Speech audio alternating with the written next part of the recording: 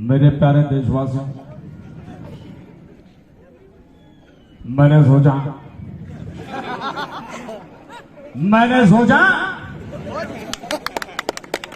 कि जब मैं जम्मू कश्मीर में जाऊंगा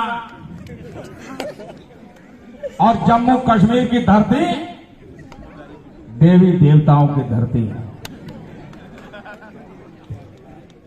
और मैंने सुना कि पंचेरी गांव में एक सांकरी देवता है।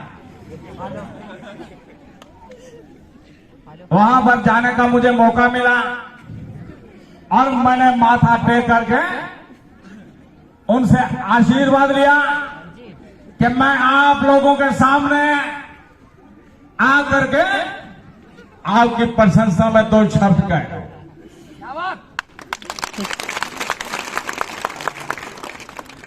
इस मेले में आए हुए जितने भी सांकरी देवता के भक्त हैं, मेरा आपसे निवेदन है कि मैं सांकरी देवता बोलूंगा, आप जय बोलेंगे।